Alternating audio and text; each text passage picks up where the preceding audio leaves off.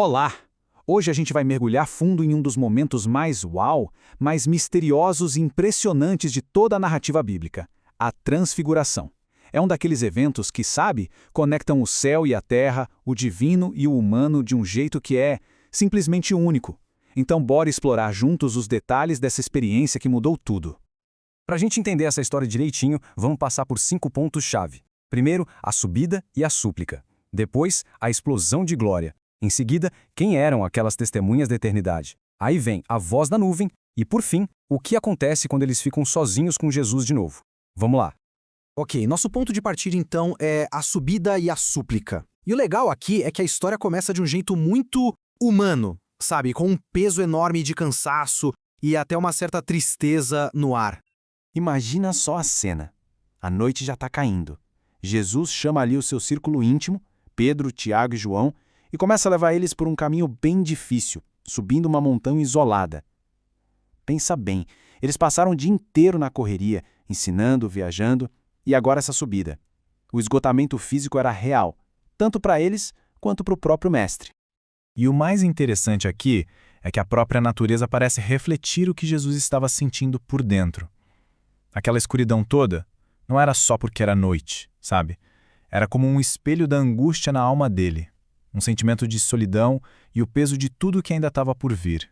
Aí ele se afasta um pouquinho para orar.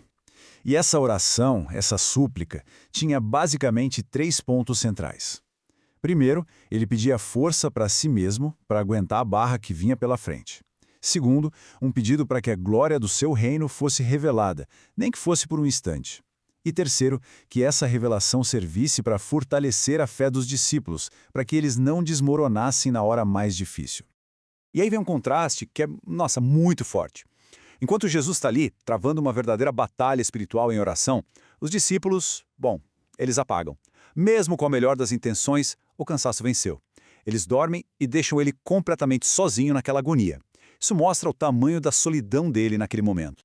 É aqui que a história dá uma virada de 180 graus. Aquele silêncio, aquela escuridão, de repente tudo isso dá lugar para uma manifestação divina que é de cair o queixo, a explosão de glória.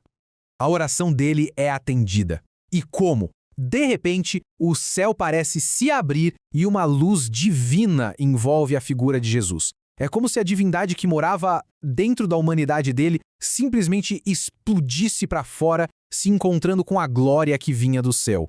A angústia some. O rosto dele passa a brilhar como o sol e as roupas ficam de um branco que nem dá para descrever. Claro que com uma luz dessas, os discípulos acordam no susto. Eles abrem os olhos e dão de cara com o mestre completamente transformado, brilhando. A primeira reação é puro medo, espanto. E quando os olhos deles finalmente conseguem se acostumar com a luz, eles percebem uma coisa ainda mais inacreditável. Jesus não estava sozinho. O que nos leva à terceira parte, as testemunhas da eternidade. Porque a visão fica ainda mais maluca com a chegada de 2 figuras que vieram assim, direto da história, direto do céu. E não eram 2 quaisquer. Ao lado de Jesus estavam ninguém menos que Moisés e Elias. A presença deles ali é carregada de simbolismo. Juntos eles representam a lei e os profetas, ou seja, toda a Escritura, confirmando quem era Jesus. Mas tem mais. Moisés, que morreu e foi ressuscitado, representa aqueles que vão sair do túmulo. E Elias, que foi levado para o céu sem morrer, representa aqueles que vão ser transformados na segunda vinda. É tipo uma miniatura do futuro reino de glória, bem ali na frente deles. Ok, mas a pergunta de $1 milhão é: sobre o que 3 figuras desse calibre estavam conversando? Os discípulos ali no chão provavelmente pensaram: pronto, é agora, vão falar da coroação, do reino. Mas não, o papo era exatamente o oposto da glória terrena. Eles estavam falando sobre o sofrimento e a morte que Jesus ia enfrentar em Jerusalém. E aí a gente pode se perguntar, mas por que Moisés e Elias? Por que não anjos? Porque eles eram homens. Homens que sabiam na pele o que era solidão, tristeza, sofrimento. O céu não mandou seres perfeitos, mandou gente que podia se identificar de verdade com o Salvador. Alguém para oferecer um conforto que só vem de quem já passou pelo mesmo perrengue, para quebrar aquele isolamento terrível dele. E quando parecia que a cena não podia ficar mais intensa, ela fica. Chegamos ao clímax, com uma intervenção direta do céu que causa puro pavor nos discípulos. No meio daquela glória toda, Pedro, sendo Pedro, tem um impulso e fala: mestre, que bom que a gente está aqui, vamos fazer 3 tendas, uma para Jesus, uma para Moisés e uma para Elias. Ele queria, sei lá, congelar aquele momento para sempre, achando que o reino ia ser estabelecido ali mesmo. Uma reação que veio do coração, claro, mas que mostrava que ele não tinha entendido nada do propósito daquela visão. Pedro nem tinha terminado de falar quando uma nuvem luminosa, mais brilhante que tudo que eles já tinham visto na vida, cobre todo mundo. E como se não bastasse, no meio daquela glória toda, a montanha inteira começa a tremer. A presença divina era palpável. E de dentro da nuvem vem uma voz com uma autoridade assustadora que declara de uma vez por todas a identidade e o poder de Jesus. Essa era a confirmação final. Ao ouvir aquilo, os discípulos simplesmente não aguentam. Eles desabam com o rosto no chão, paralisados de medo. E agora, a gente chega na última parte. Depois de toda essa intensidade, como é que essa experiência termina e, afinal, para que tudo isso? Aquele momento de pânico total é quebrado por um gesto familiar. Jesus chega perto, toca neles e diz: levantem-se, não tenham medo. Quando eles finalmente criam coragem para olhar para cima, tudo tinha voltado ao normal. A nuvem sumiu, Moisés e Elias também estavam sozinhos de novo na montanha, só eles e Jesus.